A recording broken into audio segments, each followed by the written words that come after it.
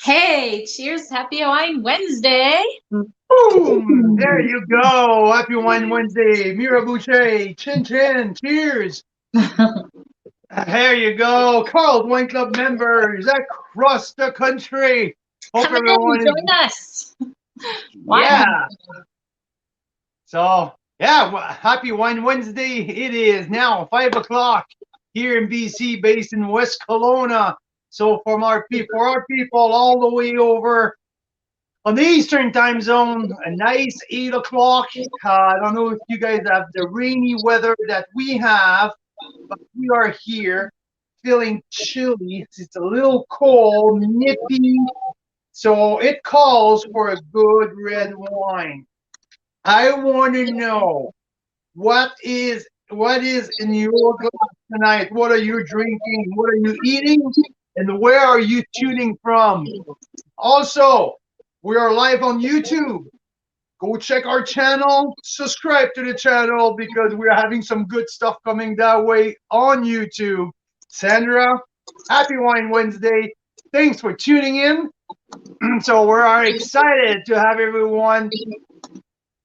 So yeah, talking today a few different stuff.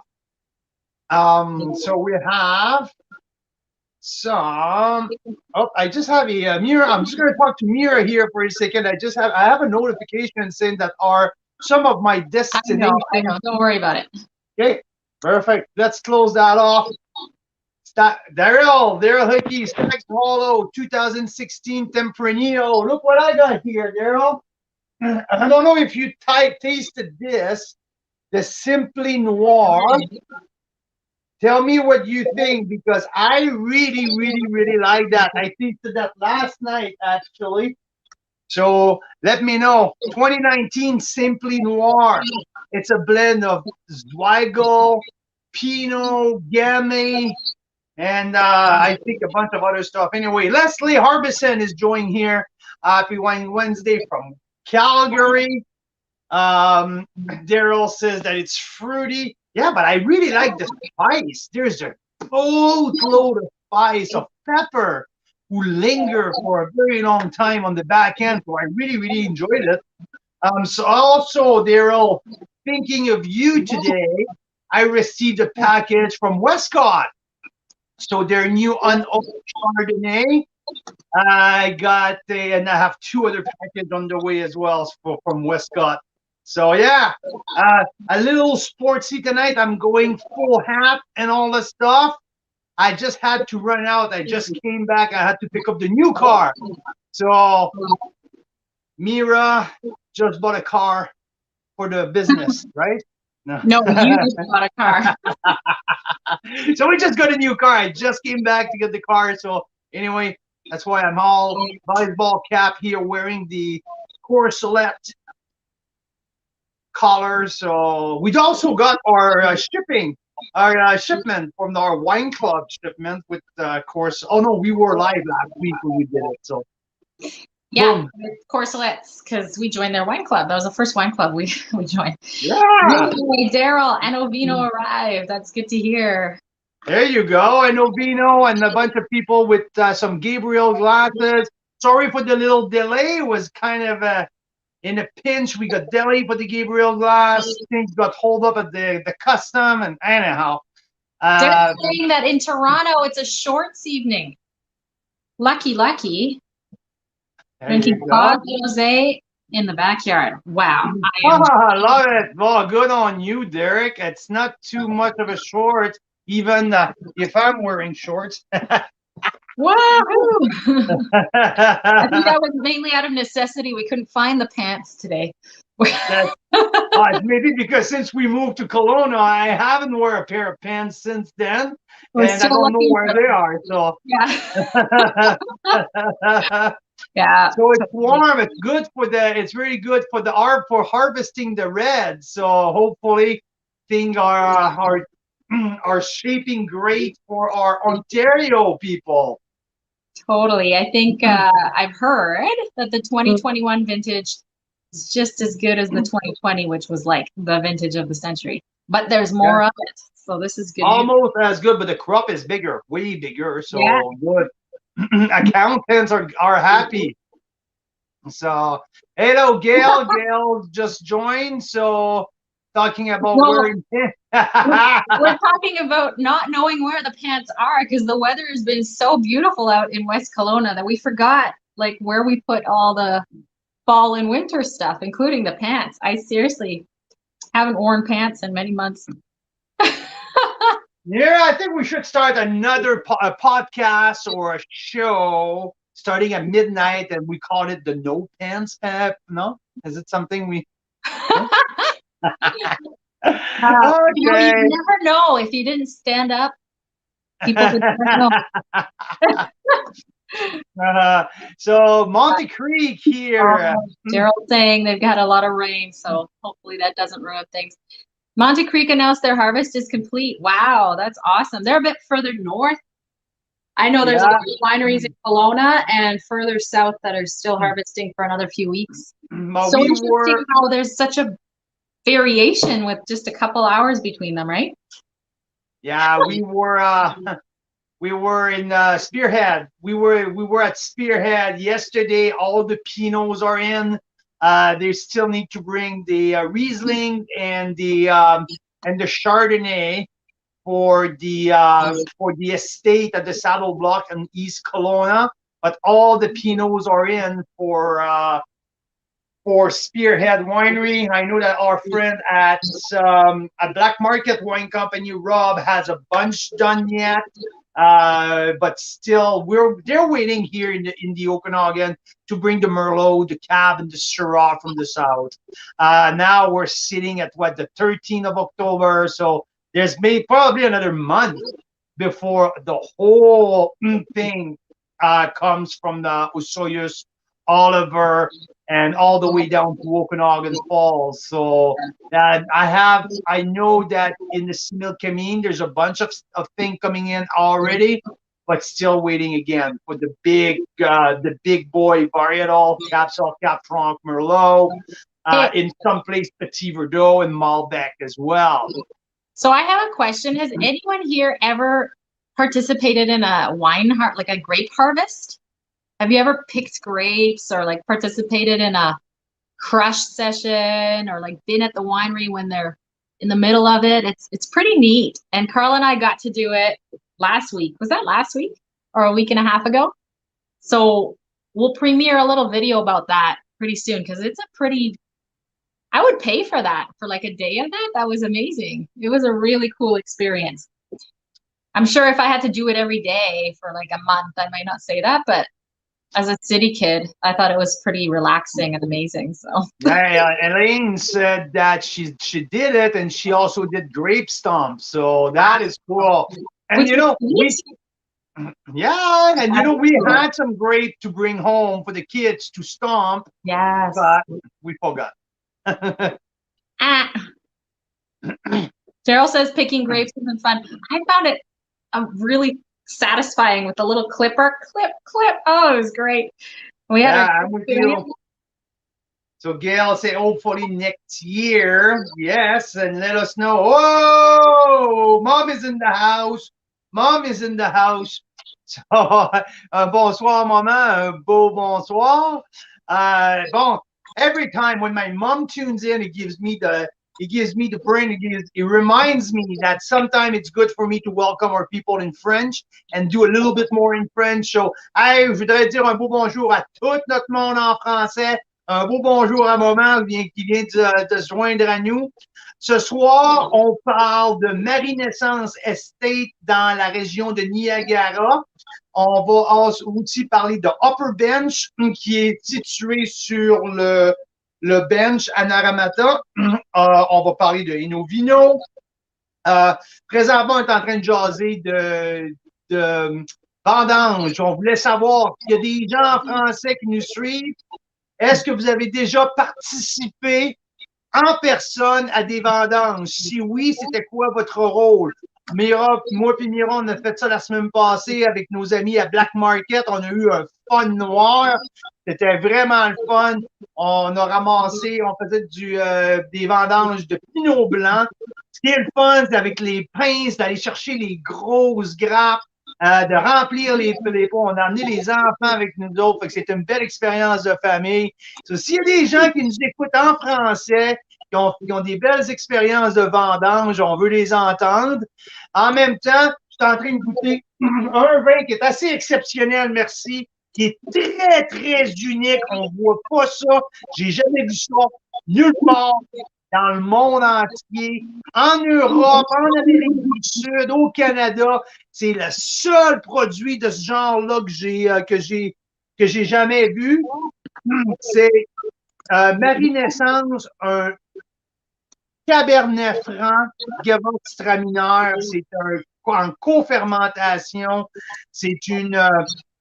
on peut dire, on prend un classique du sud de la France qui font la syrah co-fermentée avec le viognier, puis on prend ça, puis on amène ça à Niagara, puis on pense qu'est-ce qu'on peut faire de bon avec des raisins de Niagara dans le même genre. Ils ont choisi le Cabernet Franc et du Gewurztraminer. Le résultat est écœurant. Autant qu'on peut penser, ça doit être weird. Non, c'est long en bouche, c'est frais, ça a des fruits, ça a des épices, ça a un peu de tout. Absolument fantastique. Donc, un beau bonjour à tout notre monde en français, au Québec, au Nouveau-Brunswick, au nord de l'Ontario, toutes les régions francophones, les amateurs de vin canadiens, on vous remercie de se joindre à nous. Je retourne en anglais un peu. Jean-Denis qui est de joindre à nous. Jean-Denis, un gros cheers pour nos Red Sox qui sont allés battre les Rays de Tampa Bay. Un gros upset dans les séries de baseball. C'est drôle parce que moi et Jean-Denis, on ne s'est jamais rencontrés puis on se texte à toutes les games de baseball. No, this is Jean-Denis Boucher, not Jean-Denis. Hey, c'est mon cousin. Oh, it's my cousin. Je pensais que c'était Jean-Denis Vallière. Merci, Mira. Jean-Denis, mon cousin, un beau bonjour à toi, Jean-Denis. Je t'ai mêlé avec un autre Jean-Denis de Québec. Mais bon, un beau bonjour à toute la famille. Okay, let's get back in English for a few seconds. How was my spiel in French? I feel like if I haven't speak French in a month. Well, I love it when you speak French. Oh, there you go. I can keep going. We'll meet you at 9 o'clock, okay? I'll meet you there. Lane's even understanding us. So yeah, I think if you're Canadian and you're listening to French Canadian, I don't know, they jive. Like you can kind of get by. I think when you listen to French, a little different. Yeah, it's different. It's harder to understand. But if you're Canadian and you hear French Canadian, you'll probably get a lot of it. I really wanted to make sure that I say a good say hi to all of our people in French because we see more and more a lot of new members from la belle région de la ville de Québec, partout en province, everywhere in Quebec. So we're glad and we're happy to see the membership growing in la belle province. Okay, so tonight, now I need to talk about Marynissen's Estate Winery because they are doing some pretty cool stuff out there. Because it's what, like 8:15 now in Ontario, like it's time for a little swear or something. They're doing great shit out there. Okay. I know they're all like that when I go that way, like, you know. Anyway, a little swear here or there. Yeah. They're doing so many cool stuff at Marynissen. They have an absolutely great, like the stories, the history behind the whole thing at Marynissen is fascinating. And as much as you guys know, you guys, Mira is so good at researching that whole thing, but now I think she's busy. You tell me when you're ready, Mira, to tell the whole beginning of Marynissen and the whole thing, or you want me to do the whole film? Oh, I can tell you. I just don't have pictures, but Don't need picture. We just need your words. well, I think it was John Marynissen and his wife bought the property in the early 70s out in Ontario. And the 70s was a time when people were like, oh, you probably can't grow grapes in Canada. It's too cold, right? So they buy this property and they're like, not only are we going to grow grapes, we're going to make wine. And not only are we going to make wine, but we're going to make like real wine, like Cab Sauv and like Chardonnay and like Gamay and all kinds of grapes that many people had not ever tried to commercially grow in Canada. So they believe, Marynissen, that the first Cab Sauv plantings at a winery in Canada were at Marynissen in 1976-ish. So quite a while back. And I think that they won an award fairly early on for their Cab Sauv. So that kind of put everyone on the map and went, whoa, wait a second. They did Cab Sauv in Niagara and then they won awards about it.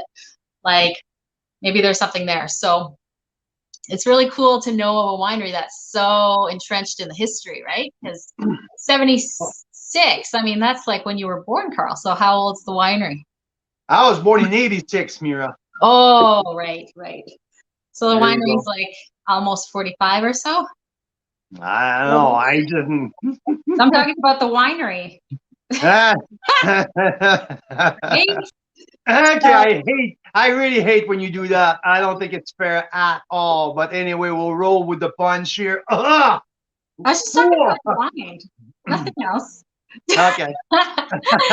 Anyway, so that's a little bit about Marynissen. It got bought by a different family about 12 years ago, and they stay more in the background. Like they don't talk about their story. They just try to draw out this founding pioneering spirit.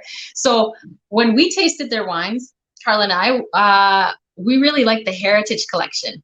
Not only because the whole idea of the Heritage Collection is it's meant to honor like the founders who were so brave and innovative to say, hey, we can grow wine out here. Oh, happy birthday, Carl.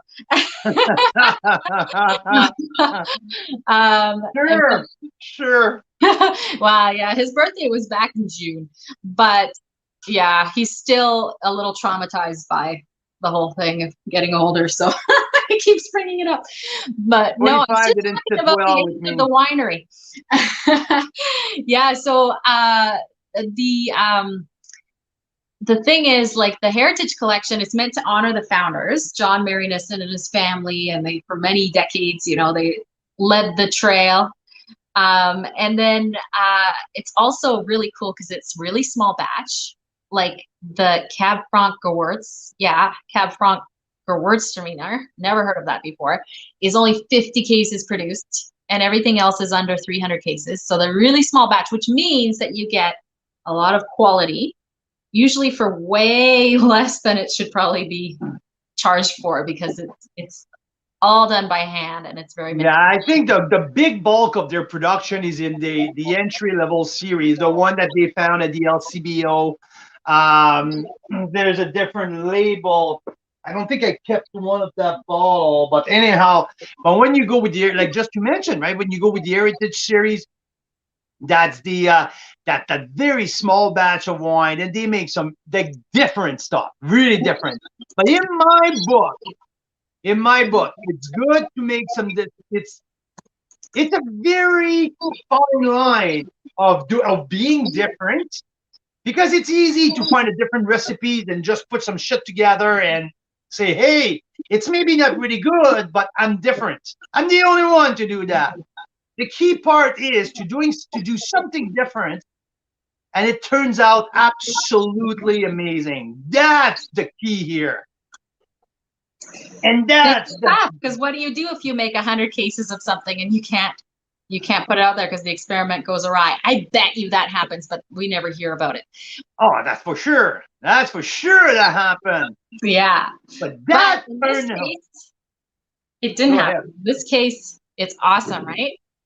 That happened, and that turned out to be one that definite. It goes somewhere on my wine of the year. Like if it's my a new category as the surprise wine of the year, or like this is $27.95 tax in all in. 84, 86% or 87% Cab Franc, 13% Gewurztraminer. The bulk of that 13% Gewurz, it's co-fermented with Cab Franc. So let me explain here. And I asked the question. I went there this summer, like in September. You guys all remember I'm on my trip in Niagara, and I received that. I tasted that bottle prior to go to Niagara. And when Nick, who's in charge of the whole marketing of the winery, said it's nowhere. You can find that at the tasting room, but it's nowhere else. Tell me what you think. And we also have a friend who has a summer house in Osoyoos. Clay Martin, a wine guy, he loves his wine. He runs the BC wine reviews.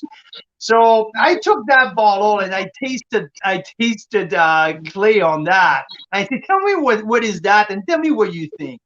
And his answer, what the fuck is that? I know this is really freaking good, but I have no clue what's in there. He looks at the color, he smelled, and he was like, what is that? It's unique, but unique, not unique weird.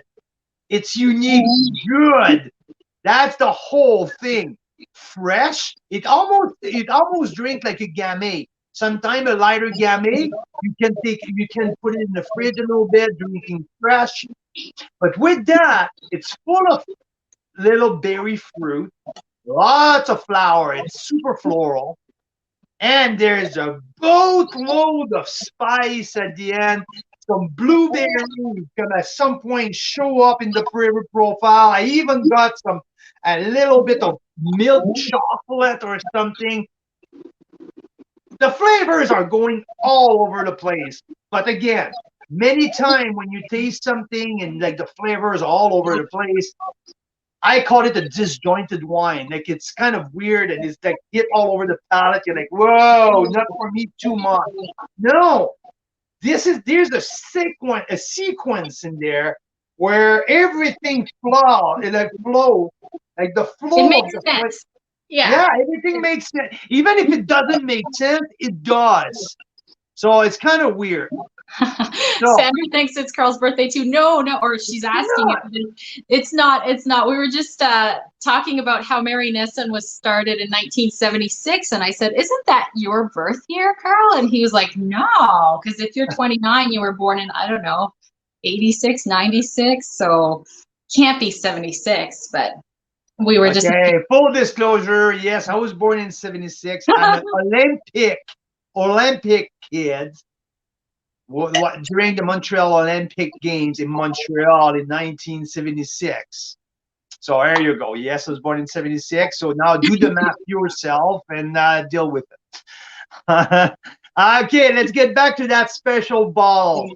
And the whole idea, when I went to the winery and I said, Nick, tell me where the idea come from, because it's unexpected, unusual, never heard from. Put all of these words together and it's all of it, right? And he started to laugh. He said, you have no idea how many calls, how many emails, how many questions we have about that, right? Kiss Destroyer, yeah. Like the good years of Gene Simmons, when Gene Simmons was at his top, yeah.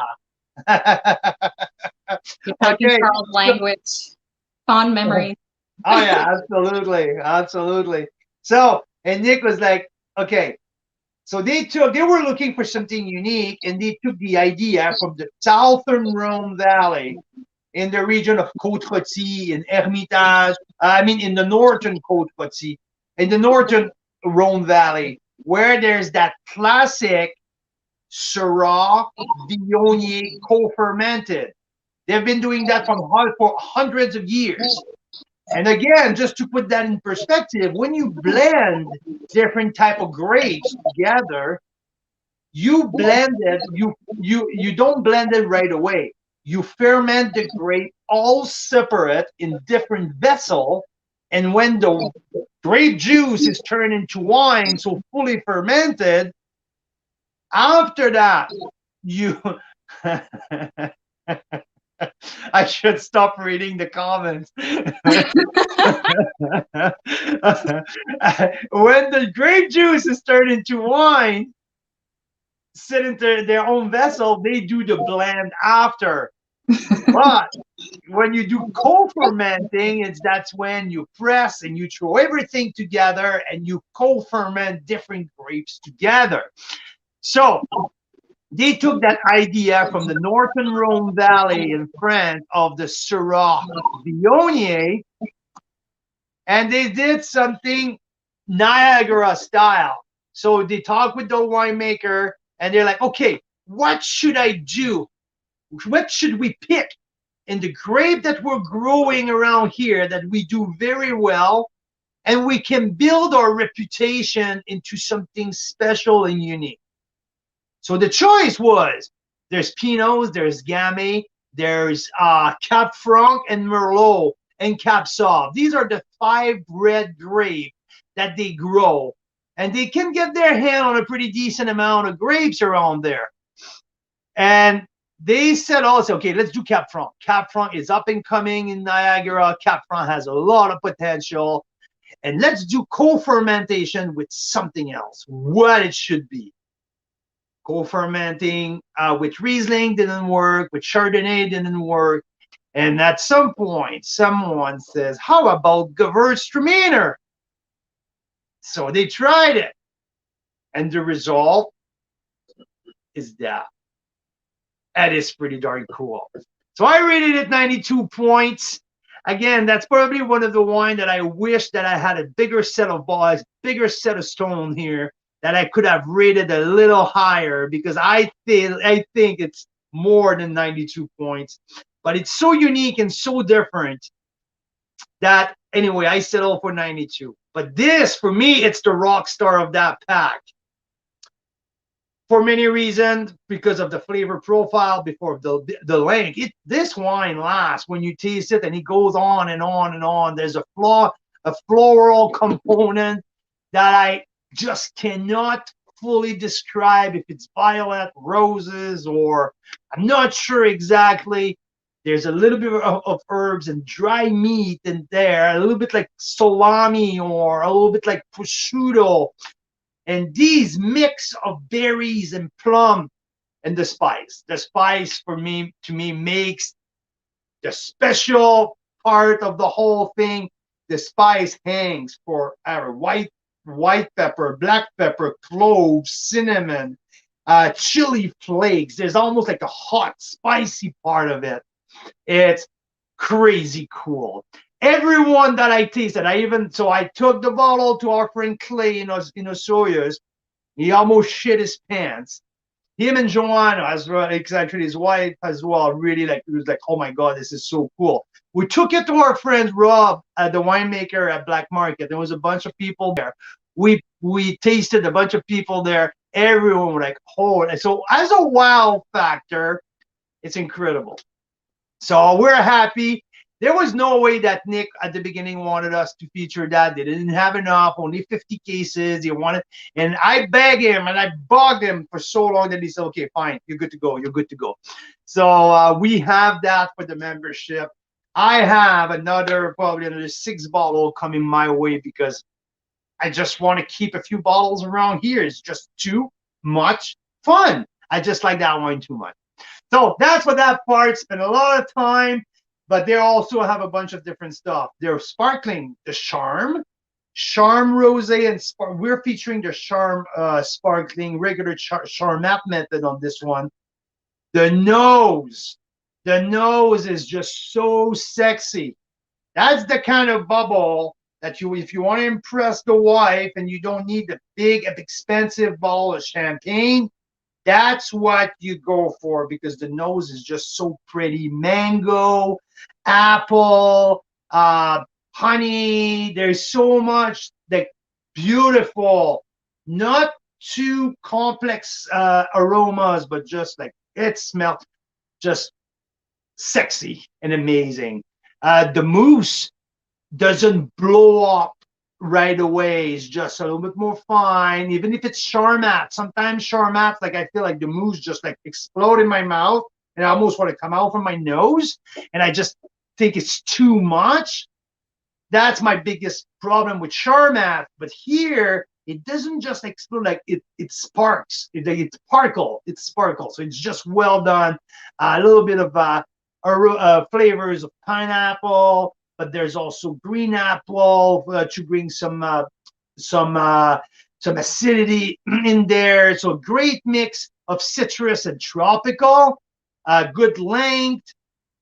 I give it. I think if I'm not mistaken, I would think that I give it a 92 points because it's 18 gram of 91 point that I gave it. That makes sense.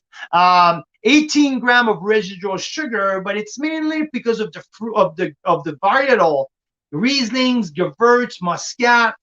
But it's fermented dry in a sense that the acidity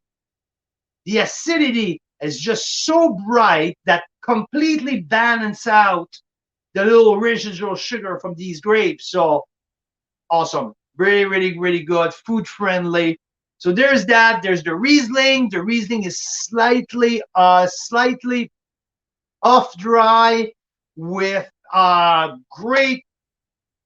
Whoa, I have a visitor here. This is, oh, you want to hide behind the bottle?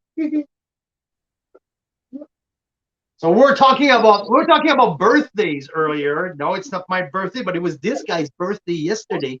So if everyone wants to wish a happy birthday to Gabby, yeah, Gabby Boucher, happy birthday, buddy. 7-year-old. Yesterday. Oh, it was yesterday. Yes, 7-year-old. That big man here. Thanks for stopping by. I want to show you. What's now? Yeah. I already know. Okay, I need to keep I going. want to show you the over there. Yeah. So- After. Joanne's just saying, oh, look, you've got Gail, Elaine, Derek, all saying, No, Gabby, come here. A bunch of people are wishing you happy birthday here. and See? Joanne's saying, what's the RS on there? And I think is it Happy 31? birthday, happy birthday. Hey? The RS on this Riesling, I have 31 in the notes here. Does that sound right? Yeah, it sounds right. So it's not completely sweet, but a little bit more on the sweeter. I would say to me, it's probably ripe pineapple flavor. Really ripe pineapple, super tropical, but a great deal of minerality though. It's that a tad, just a little bit of petroleum, who brings that really Riesling side of it. Just gonna close the door here. Yeah, so who's saying cheers to watered down vino? Is that because it's too sweet for you, Elaine? Yeah, I didn't get like I had a sweet wine for the first time live about 2 or 3 weeks ago. Right, Carl? Yeah. What I would consider like sweet, but like not fun sweet. And it was that cheap wine that we were blind tasting me on to see if I could tell what the cheap wine was. It was like a $9 wine. But yeah, there was a busy other bee or stuff, something. like for this kind of thing, and yeah, Elaine, like I wouldn't want to drink sweet wine like that wine. But for this wine, I found that, yeah, 31 grams, that's probably one of the most high RSs that we've seen. Maybe not. Yeah, in terms of what I'm selecting, I always try to go with the as low as possible with the RS, just because of what our membership for the members. Oh, Elaine's saying watered down vino for Yeah. Okay, I get it. Yeah, So, but when we're talking about the residual, the RS, sometimes we need to understand that, like 31, if the acidity level is high, it's balancing out. But in that case, what I come at, it's no sweet, like chewing gum sweet or cotton candy sweet. It's more about real tropical sweet fruit flavors. No, I won't say this wine is dry. It's not. It's not all in acidity because the sugar level are balancing and it goes over the acidity on this one. But there's a place for that. There's a place at the dinner table. It's very versatile, but it's not heavy sweet, and it's not. Yeah. Daryl, means nothing if the good acid is present. It's totally true. Mira, you're missing the first word. You're missing the first word on. We'll have to bring Gabby back in so he can say that one. He loves these French. So yeah, so Daryl, you're bang on. You're absolutely bang on the freaking nail on that one. That's exactly what it is, tabarnak. There are too many people make a big deal of the RS, and because there's a higher number on the RS, people think it's sweet cotton candy, and it's disgusting. No, that's not what it is. It's all about the balance between acidity and the residual sugar. So and so some people like to see the tannic acid percentage to see if they balance out, but that doesn't always tell you what it tastes like. No, exactly. Right? Exactly. That's why Carl really resisted. I was like, we should put the tannic acid percent on there too. Some people look to see if, you know, if the sugar's high, is the acid also high?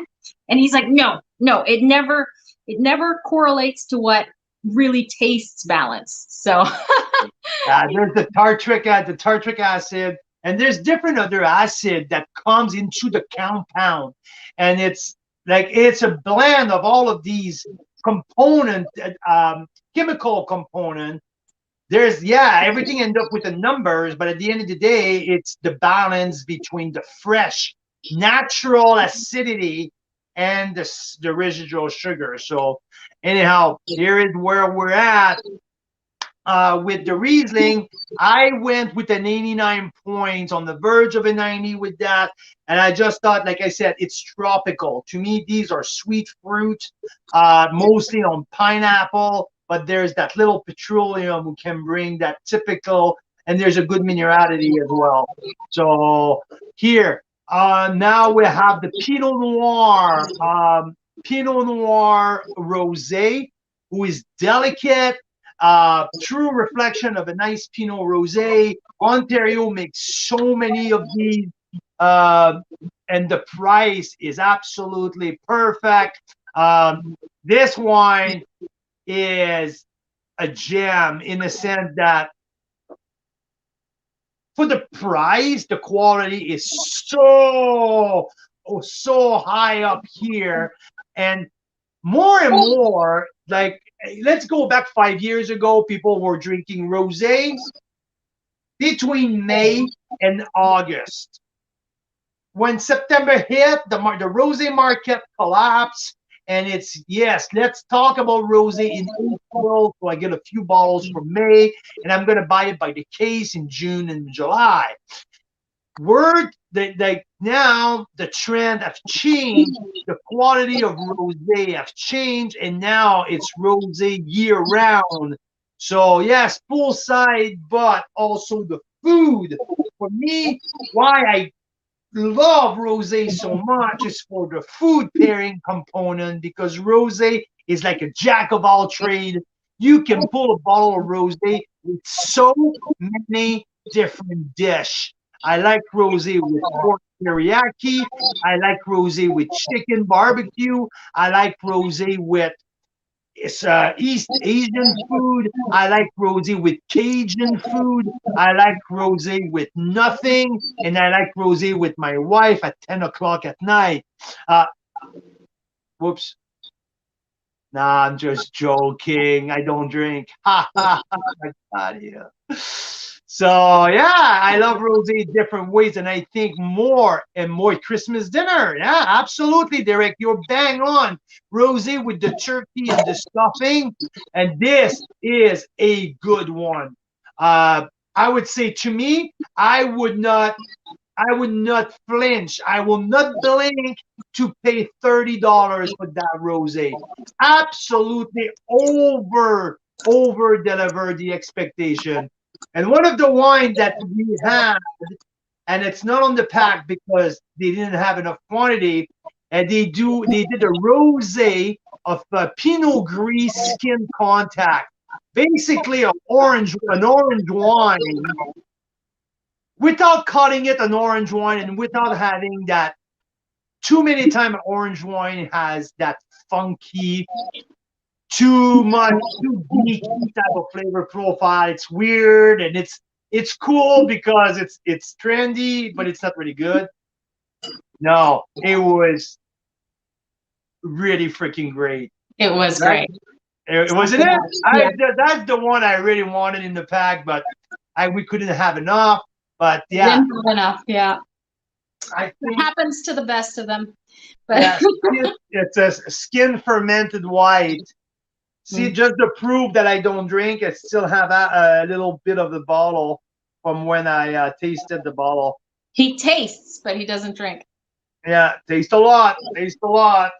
But yeah, so this one was like 10 days. There was 10 days on skin. So they basically it's an orange wine, but yeah, they called it a rosé because there's absolutely no funky orange wine profile. So anyway, so that's our first three. There's also, as a bonus pick, two other wines. That's the Platinum Chardonnay. We did an event with our neighbors the other day. I brought a bottle of the Platinum Chardonnay to taste everyone there. And it was the favorite Chardonnay of everybody. It's oaky. I think there's 18 months on oak, but it's a blend of neutral, second field, and a little bit of new. And it's not, the oak is just well balanced. To me, it's the poster child. This bottle is the poster child of a balanced Chardonnay. If you're not too much into an oak Chardonnay because you think it's too lean, or if you're not too much into new oak Chardonnay because too often is heavy, this is the way to go. This has balance. There's oak, there's texture, there's also, like, you can feel the oak, but not overdo it. This is a very, very well-balanced Chardonnay. Not cheap at $35. There's a lot of option at $35, but it's worth the price. That's absolutely worth every penny of the asking price. I think I gave it a 91 points. Yep. Yeah, 91. Yeah. And yeah, 150 cases produced. Again, very, very small production. Hey, guess what? Wow. We got a bunch of great people stopping by. Mike's here in the VIP group. Ken, Rick, John, they're all here. So Mike's saying, what's in your glass? Let us know, because if you leave a comment, I'm putting your name in this draw for an Enovino. Is it Mike who's asking me what's in my glass? He's asking everyone what's in your glass, but yeah, Mike, tell us what's in yours. this is the coolest shit ever. I know how you like your wine, and this will absolutely give you a spark, my man. Gewurztraminer, Cabernet Franc co-fermented from Marynissen. This is really, really cool. I'm telling you. And I'm thinking you, as the average wine enthusiast, and your really cool show that you're doing on YouTube, Mike. By the way, everyone who listen, it's worth taking a look at what Mike's doing out there. Yeah, if you look up Average Wine Enthusiast on YouTube, he's got some really fun little videos about wine. I love it. This 2019 Cab Franc Gewurztraminer co-fermented, Mike, is absolutely worth the try.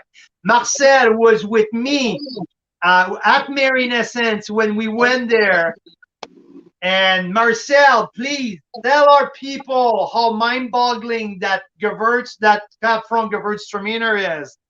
Because Marcel was just looking at me, trying to figure out what was in his mouth, and he was like,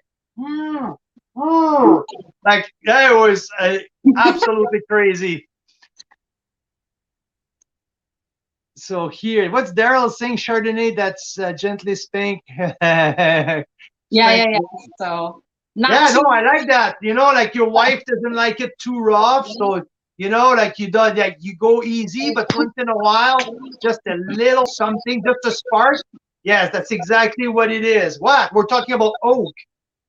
It's about the oak Just like earlier, I flavor. was talking about the age of the winery, and you got all offended as if I was talking about your age. No, no, no. I'm just talking about the oak, the spank of the oak, how it is. No? Yes. Yeah.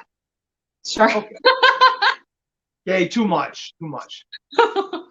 I just get into Daryl's mind here sometimes, and I blame it on Daryl. Sounds good. Hey, we got a couple people drinking the burnt chip stuff. That's awesome. Gail's got the burnt chip Pinot Grigio. Who's this in our VIP group? Rick is having the 19 Reserve, the brand new first ever burnt chip Bay Reserve. So that's pretty cool. Like we said, they're great, like everyday drinking wines. So I'm glad you guys are testing them out. Yeah, absolutely. That's a great deal here as well. So, yeah. So so now with Marynissen, the Chardonnay, there's also the Gewurztraminer, and as red, as red, we have the Heritage Cab Sauv, and also the Nanny's blend. I want to talk a little bit about the Nanny's blend because no, not this one. Nanny's, no, not this one. Anyway, the Nanny's blend is a great blend of Cab Sauv, Merlot, Cab Franc, and small, again, a small little tiny production. I think it's 250 cases produced. That's Bordeaux-esque. When we're talking about trying to reference around the world, if you like Bordeaux, if you like these good little wines from the Bordeaux Supérieur appellation or the Médoc or the Haut Médoc, this wine can be one of them. This is, if I'm not mistaken, the winery price is around that $30 or maybe like $27 or something like that. It's that absolutely punches way above his his weight class. This is a good little Canadian Bordeaux that I like to call it. Bright acidity, medium body, cassis, a little bit of cranberry, some spice, some licorice, some maybe a little bit of tobacco. So this is a very, very good substitute for your $30 to $35 Bordeaux. There's a great length. Right now, with that wine, that you need to use this. This wine needs to breathe. It's a little baby. This is the 2020 vintage, I believe, or 2019. Either or. It's very, very young wine. No, I don't believe that the 2020 is released anyway. So it should be the 2019. Yeah. Yeah, 2019. Ticker. Really, really young. I had to double decant the bottle to just get him out of his shell a little bit. But with the Vino, that's the best way to do it. You just give it a big spray, and from there the wine opens up and just get a nice texture. So this is a really nice. That's what I told Mira when I tasted it the first time. I said it's a Bordeaux in Niagara. So that's why I like it. I like the length. I like the complexity. Super awesome. But I would say you put it down for 2 to 3 years.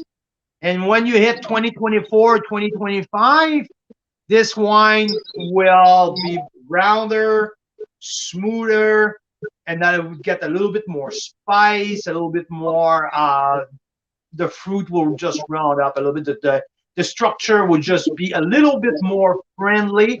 That was a little bit more on the austere phase right now, but it's a little baby. So Love Yeah, that because I wine. said, Carl, what's this? You put 90 to 92 points. You can't make up your mind. And he's like, no, no, no. It's got the potential to be 92. If you ask me right this minute, it's more on the lower side of maybe 90, but I like that. I find that, Carl, I don't know if the 100-point scale is necessarily your signature thing. It was for Robert Parker, but maybe we need to find something that's more Carl scale, because Carl gives wine, he's got like a relationship with each wine. I don't know, kind of like we all do, right? So he's kind of like, well, this wasn't its night. Let's try it again next month. Uh, and then Wow, the other because one, he's like, this one needs like 3 more years. And then, but a lot of wine reviewers will just taste it that one time and they'll be like, here's a score. And you don't always know what went behind that. Did they taste it right after it was bottled and it was in bottle shop? Did they taste it 5 years before it was in its peak? Who knows, right? So you're yeah. honest. You're like, I like that. But and the whole thing in there is like the challenge, because it can be a challenge to try to figure out what this right now in my glass can be in a couple years, and it's like to project what it's going to be by analyzing what's in my mouth at the very moment and trying to forecast. And in these little babies like that, to me, that was obvious. There was so much more potential, that the austerity that I had in my mouth. So yes, the floor. And to me, when I put two numbers like that, there's the floor is the ceiling. And 90 points, this wine is not going to go below 90 points. It's just this floor. But when this wine's going to start performing at the level that it can, oh, there you go. Now we're having someone way more valuable to its team, and we have something who express itself way more than it was doing it. And I just can feel it. The texture was round, but there was something like the astringency was a little bit putting me. Things were going, like the flavors were a little bit all over the place. But when everything is together, this wine has a nice potential. I don't say that this wine has a potential to be a wine of the year, but this has the potential to put that together. That can be a very, very nice surprise. That's for sure. And in the people who have that fun, the fun vision of putting an international wine beside a Canadian wine and saying, hey, tell me which one it is, this versus a Bordeaux, that's the way to go. I just like that. So yeah, That's a great rating scale there. Kind of like so going back yeah, to elementary school. A, B, C, D, fail. This is Derek. Then add a plus or minus. I only talk about C plus or above. Yeah, that's great. And that's kind of like, Carl, you only talk about kind of 88 and above. yeah. Yeah. And that mean, I don't mean that 88 is a bad wine, or 89. 89 is a really good wine. It's a wine who will deliver his price point, and is like, I'm not disappointed. I can see maybe a little bit more, but no. And when you get to 90 to 93, these are over delivering. And the 93 to 95, these are the rock star. 96 and above, this is very rare, and that's where you feel it in the texture, you feel it in the complexity, in the explosion, the concentration. But these are something that right away, like the best example I think for you was the Spadefoot Toad from Summerhill. When you got that in your mouth for the first time, and you knew that was something, whoa, the texture was unique, something like. And after that, we feel that with the promo reset of the world. It's something that you can feel it. There's something that you don't taste on a weekly basis. It's a one-off, and like, whoa, amazing. So, yeah, I like that way for me to rate wine. I've been doing it that way for 20 years. And to me, it's really clear. I don't need 25, 30 minutes to have a good idea of the score. Where I spend my time is more, is it a 91 plus or a 92? Scrutinize it and agonize. Yeah, no. And sometimes if I debate, I'll put the ball away. And if the day after I'm blown away, I'm like, holy shit, that can be a 93. But no, I very quickly, I can tell where it's going to be on the scale pretty quickly. So, yeah. Yeah. So Gail, I like your scale, which is, do I like it or not? That's totally where I start. And then, like Ken and Ken's wife, you know, I go one step further and I say, well, how many glasses would I like of this? Another good thing for me is if I have like 2 or 3 wines open, which one do I keep like instinctively going after, right? That's my wine. That's like a 5, like a full bottle wine. Well, now you just put the best segue to our next point, Mira. Have you took the second glass that I gave you? Not yet. You No. reach it there, have a sip, and now we need to talk about it.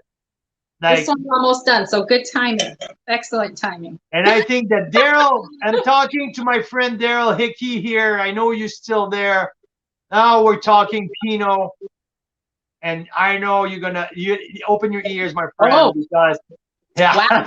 Oh, cool. Yeah. This will be in the running for the wine of the year.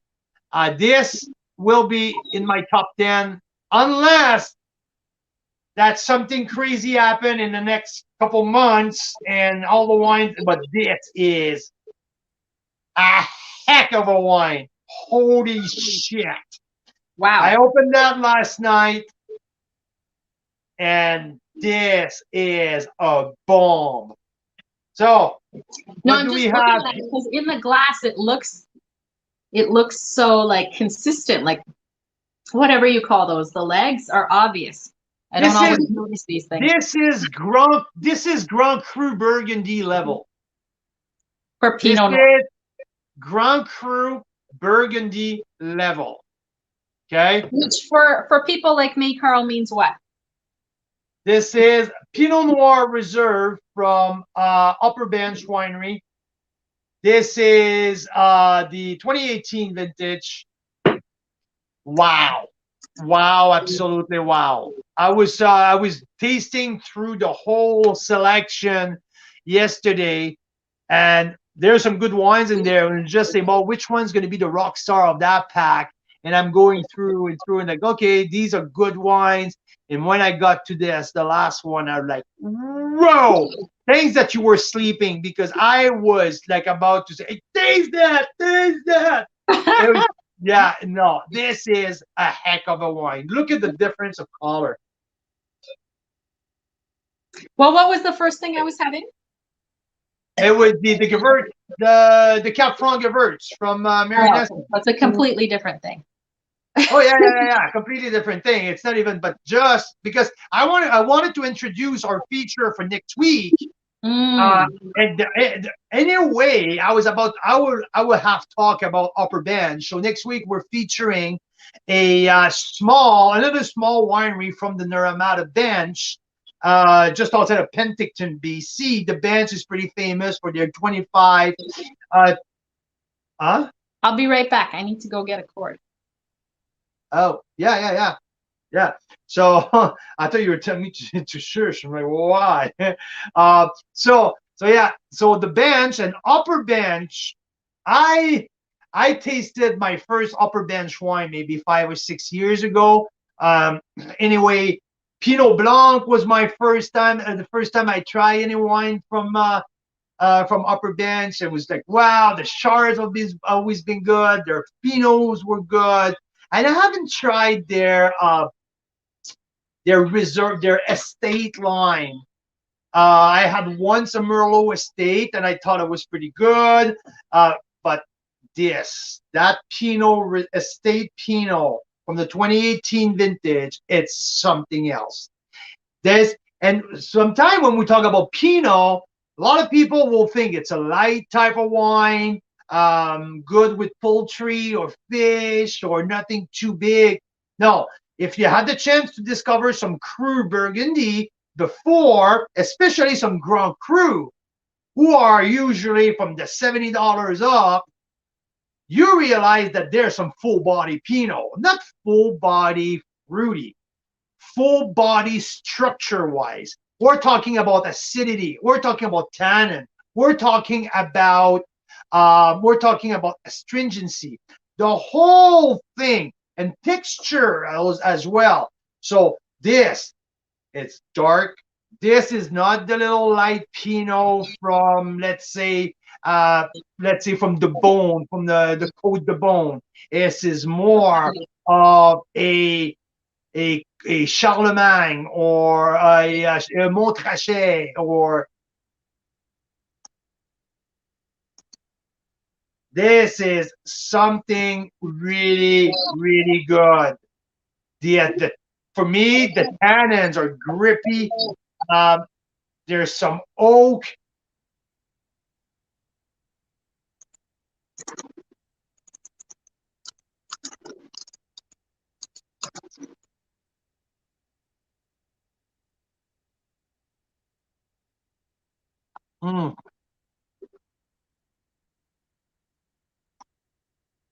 There's that tobacco leaf. There's that sweet fruit. The length, the complexity. This wine goes for 25 seconds. I'm not personally the biggest fan of Pinot in the world, but this, I'm telling you, I told Mira first thing when she wake up this morning, I think I found a runner, and I found a wine who's going to go in the wine of the year category. I'm not sure if he's going to finish in a up. candy store, Carl, when he finds a wine that's going to go in his top 10, he's like, oh, I think I found one of the ones. Yeah. Oh no, it's just, this is that's that point, like 94, 95. I am on the 95. And it's been open. So it's good. Yeah, that's like you should see my reaction. It's good when we do these live with me because I can't hide my reaction. But there's only like maybe 1 in 10 or 1 in 20 we taste where I'm like, whoa, okay, that's interesting. That's good. But not to say that the other ones aren't amazing, but there's certain ones that like just really jump out, right? And let me put it that way. I've been gushing about that Cab Franc Gewurztraminer. It's fun. It's well made. It's good. I had to think it long. I was like, yeah, okay, yeah, it's a 92. When I taste that after like a second in my mouth, it's already like, okay, 94, 90, where it is just so far beyond everything, right? It's a little bit like, well, let's get back to Pearl Morissette, right? When you taste the Cuvée 19e, the 2016 and 17 vintage, you know, in the term of 1 second that you have something so special in your mouth, and that's it. It's the same thing with Ice Cellar. When I tasted Ice, for those who don't know, the Cuvée 19e Chardonnay, we tasted that live at 1.2. I actually tasted it right before Carl, and I was like, Carl, you got to taste this. Carl ended up giving it 98 points. It's the only wine he's ever done 98 for. But you're totally right. Like from the second we tasted it, we were like, this is in its own league kind of thing. If you put your hat on backwards, it needs a helicopter top. Totally, like those skateboarders or something. Yeah. Different era though. I guess. But yeah, so this is the same kind of thing, right? It's right in the category with the Ice Cellar Cab or Talus from Courcelette. These wines are all in a very small bunch, but this goes right there. This is absolutely top. So 96 cases produced of that one. So anyway, this is for Upper Bench next week. We're going to feature their Carte Blanche. Carte Blanche is their white blend with their also the Pinot Blanc, their regular Chardonnay. In the red, we're going to do their regular Pinot, who's a little bit more New World. It's more fruit forward, more like a 91 points, but like good, but very different style. This is for $40, the estate one that I'm just tasting. This is like Grand Cru Burgundy at $40. It's mind-boggling. It's freaking cool. I love it. So we're gonna do the altitude, and just so you know, look at my altitude bottle. It's so new that there's no label yet. It's not even labeled.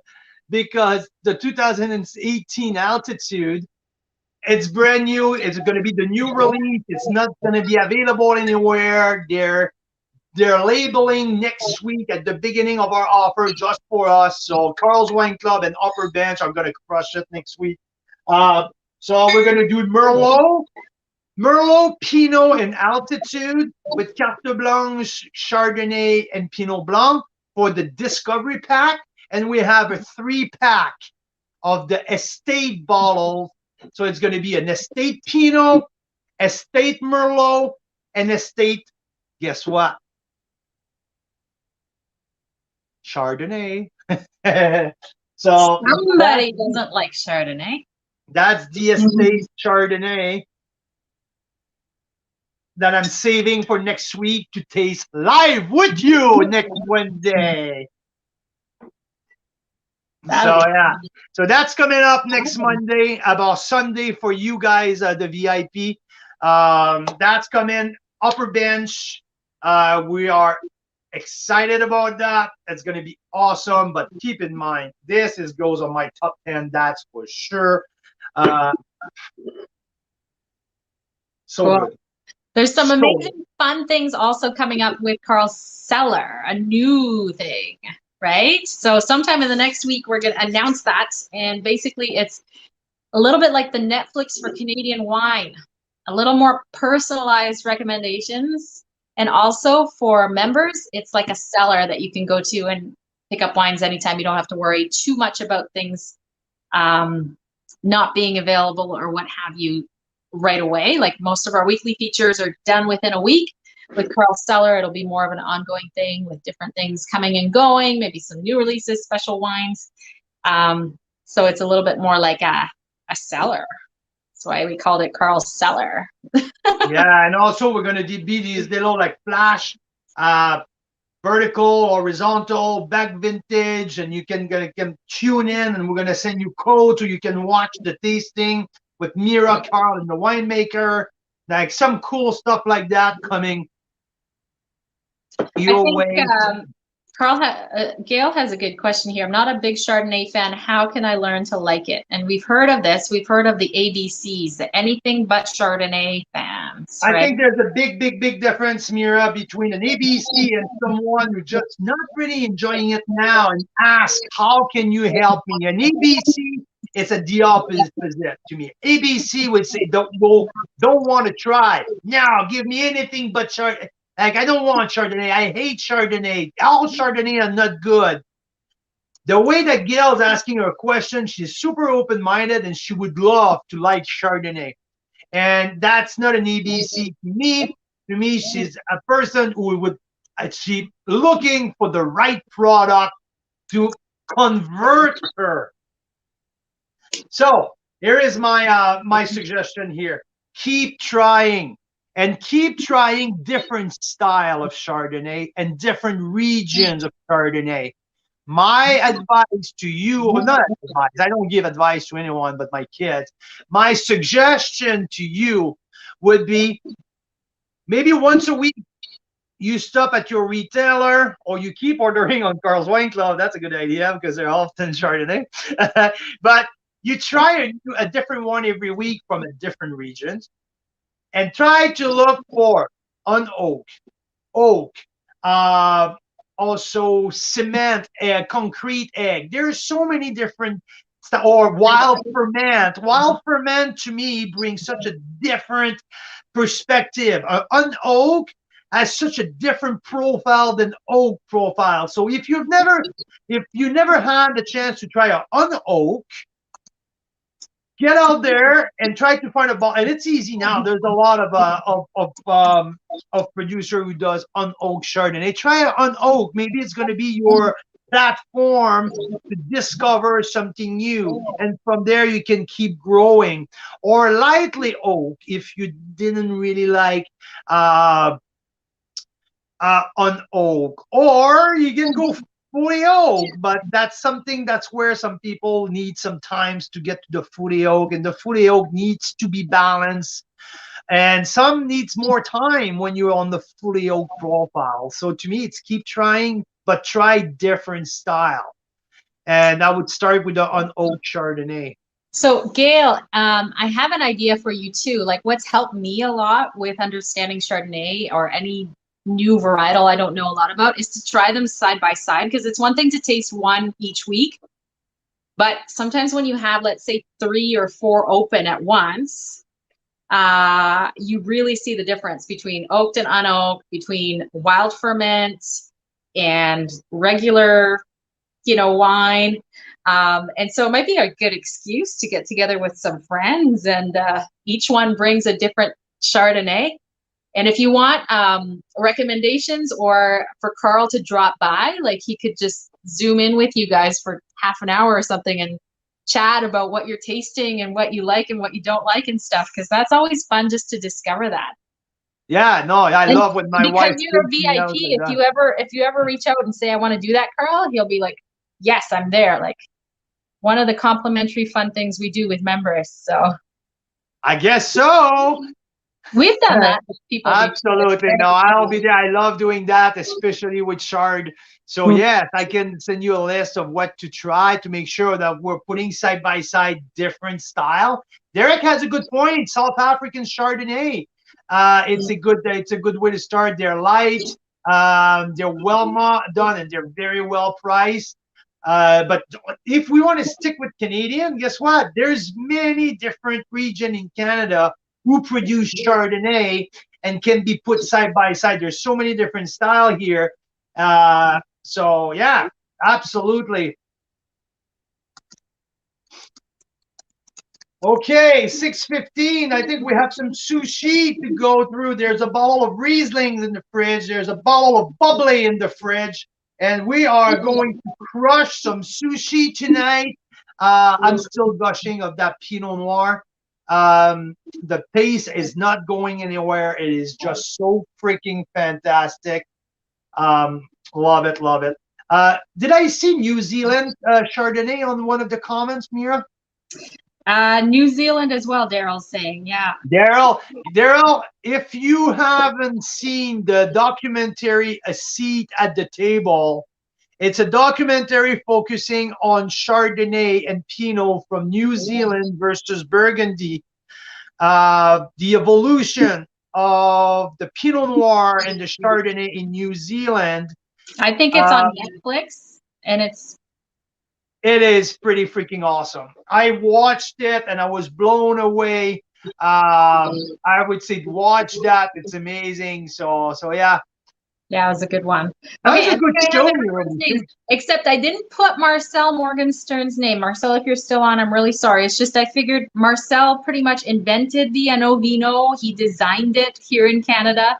And I figured he doesn't want to win his own product. So I didn't put Marcel on. But everyone else, I think I got all your names. Thanks for hanging out with us tonight. Thanks for commenting. Mike says they had sushi last night.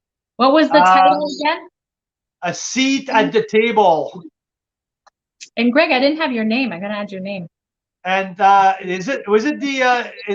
was it that documentary, Mira? I just want to make sure that I'm not talking out of my ass here. A Seat at the Table, I'm pretty sure, and it was on Netflix. Yeah, A Seat at the Table, because it's all about how New Zealand got a seat at the world's table for wine, right?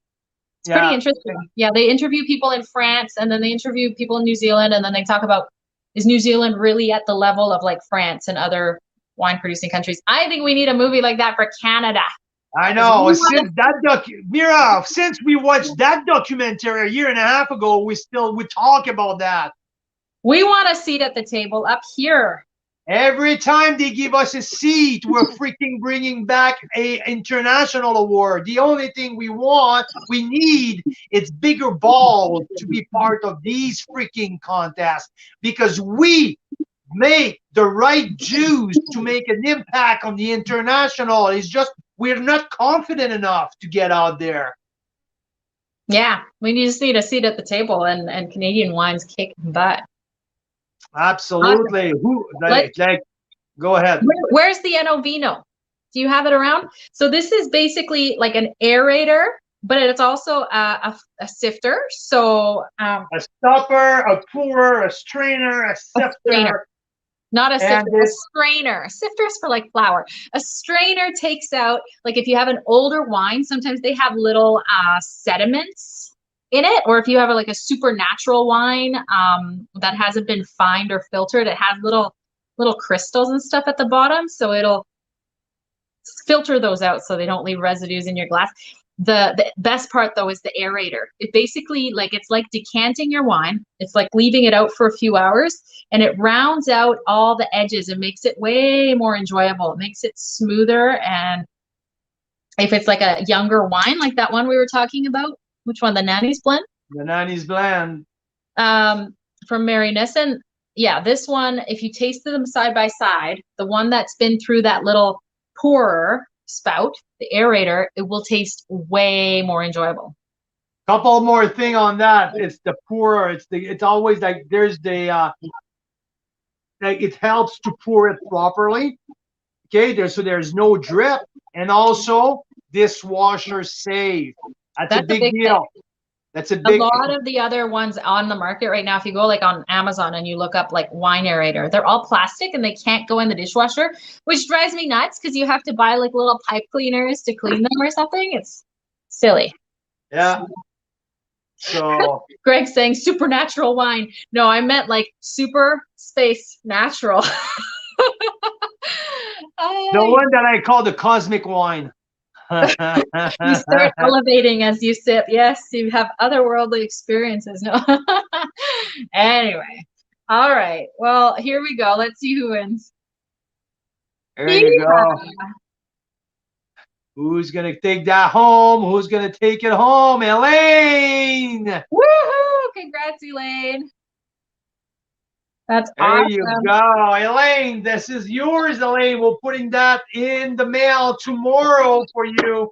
And hopefully you're going to get that by the end of the week or early next week at the latest. So, hey, guys, thank you so much for joining us. It was a busy one. It was a fun one. I got distracted and a little bit inappropriate couple of times, but it make me feel good every time I do it. Some fun conversation, tasted some amazing wine.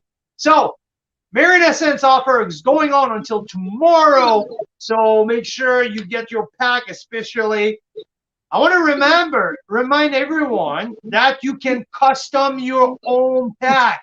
If you're not a Riesling person, or if you're not sure, you can substitute, you can mix and match, you can build your own pack. And this one, you have 8 wines available.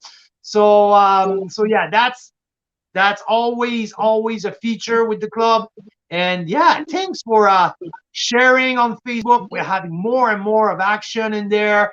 Feel free to always post, take a quick picture, post what you're drinking over the weekend.